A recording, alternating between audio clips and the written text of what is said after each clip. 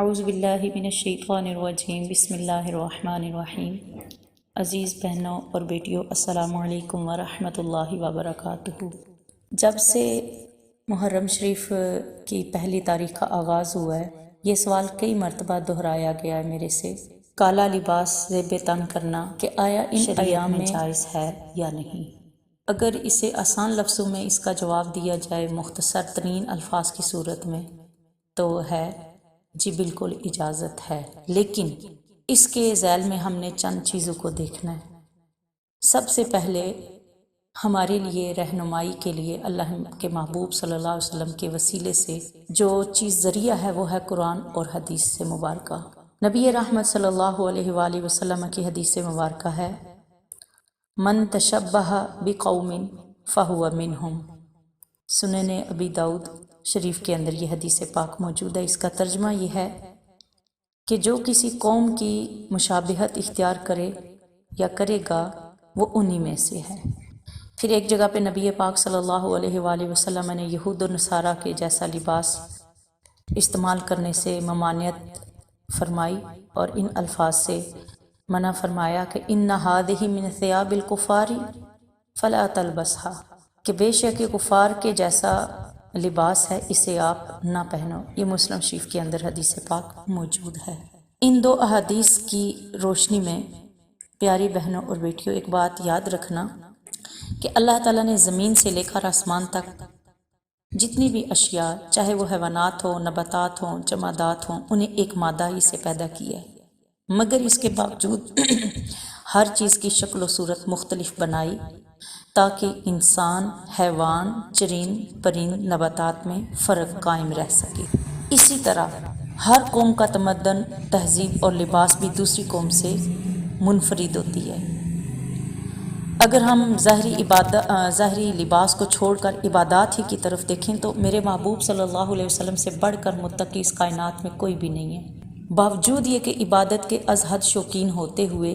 جب نبی رحمت صلی اللہ علیہ وسلم مکہ مکرمہ سے ہجرت کر کے مدینہ طیبہ تشریف لے جاتے ہیں تو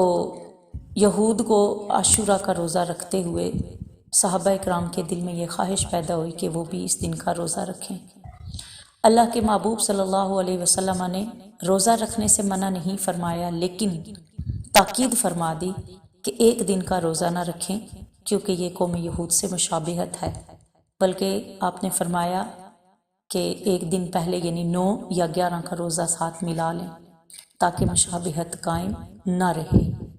آپ اندازہ لگائیں کہ عبادت میں بھی اللہ کے محبوب صلی اللہ علیہ وآلہ وسلم نے،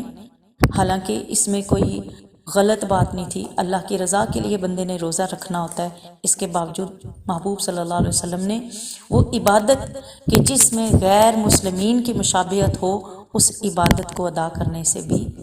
اس انداز سے منع فرمایا۔ واضح رہے کہ یہ اپنے ذہن میں کہ دوسروں کے جیسا لباس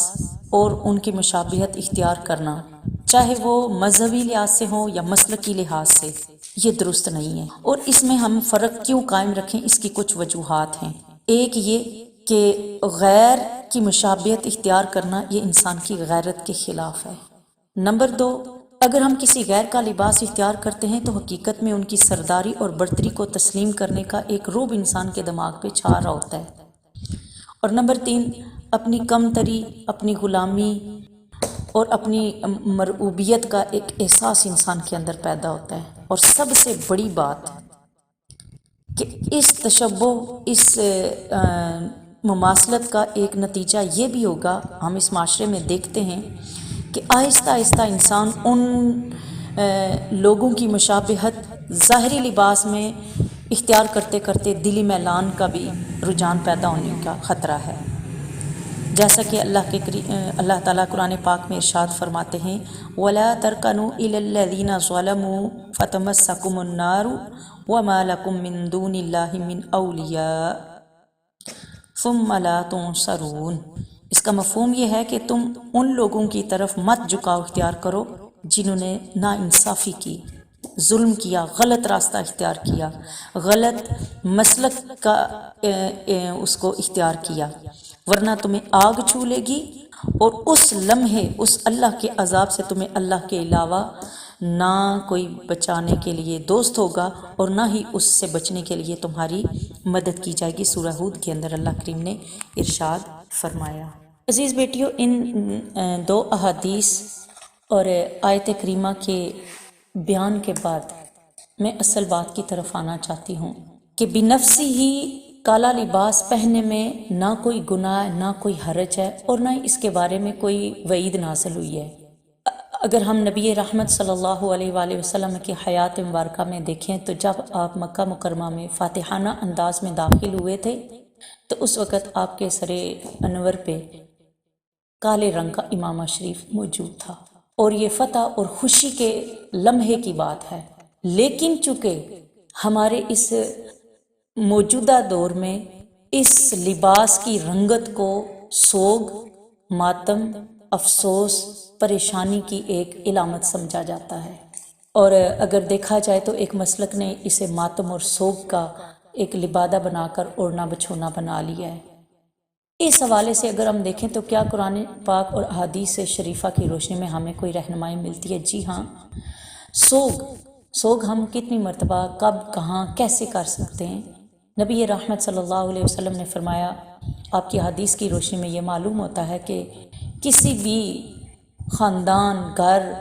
فرد کے ہاں جب کوئی فوتگی ہو تو 3 دن سے زیادہ سوگ کرنا یا ماتمی کیفیت اختیار کرنا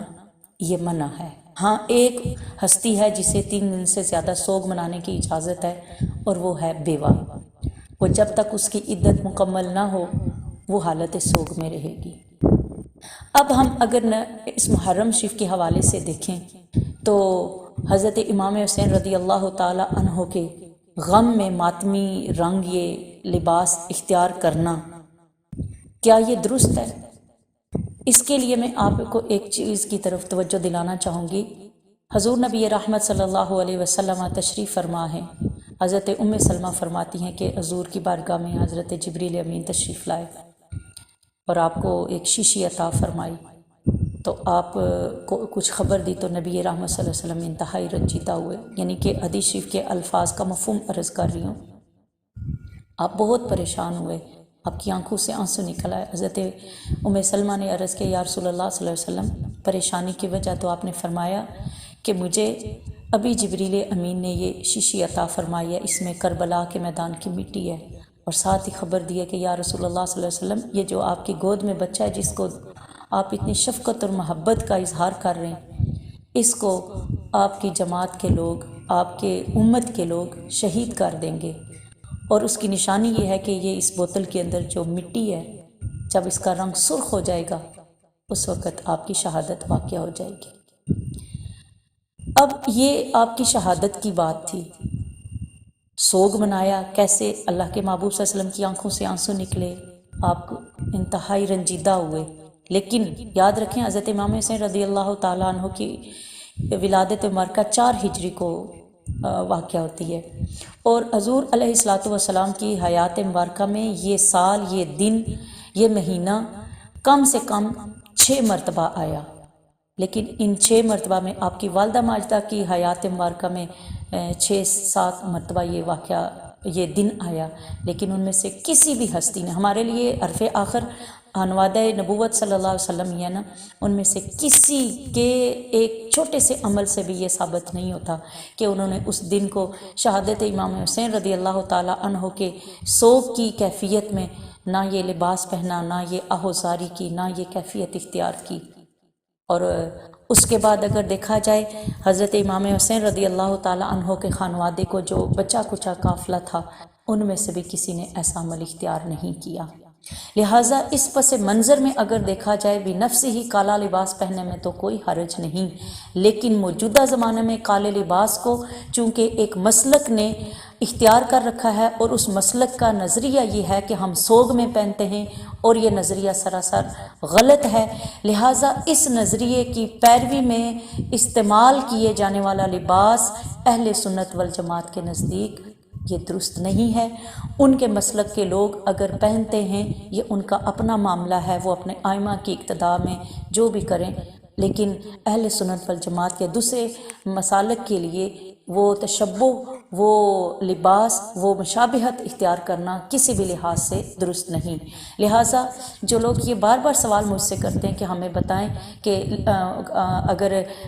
کالے لباس کو دیکھا جائے تو وہ تو خانہ کعبہ شریف کا غلاف بھی جو ہے نا کالے رنگ کا ہے، نبی رحمت صلی اللہ علیہ وسلم کی کملی مبارک بھی کالے رنگ کی ہے، آپ کا امامہ بھی کالا ہے، تو پھر ہم اس رنگ سے اتنی نفرت کا اظہار کیوں کرتے ہیں؟ تو یاد رکھیے ہمیں نفرت رنگ سے نہیں، اس عمل سے ہے جو عمل اختیار کیا گیا ہے۔ اب ہم نے یہ دیکھنا ہے کہ ہم کس مسلک سے ہیں، کس نظریے سے۔ ہمارے اسلام کے اندر کہیں پہ بھی 3 دن سے زیادہ سوگ یا ماتمی کیفیت اختیار کرنا نہیں۔ اگر ہم باقی باتوں میں اپنے نظریے کو ایک طرف رکھیں اور اس رنگ کے معاملے میں ہم جو ہے نا وہ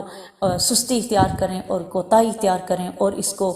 کالی کملی سے یا خانہ کعبہ شریف سے منسوب کرتے ہوئے کہیں کہ نہیں اس میں حرج کوئی نہیں ہے، تو یہ بات درست نہیں ہے۔ ادخلوا فی السلم کافہ، مکمل پورے طور پہ اسلام کے اندر داخل ہو جاؤ، نہ کہ آدھا ادھر سے لیا آدھا ادھر سے۔ اللہ تعالی ہمیں اپنے اعمال کو اور اپنی عبادات کو درست کرنے کی توفیق عطا فرمائے، آمین۔ السلام علیکم ورحمۃ اللہ وبرکاتہ۔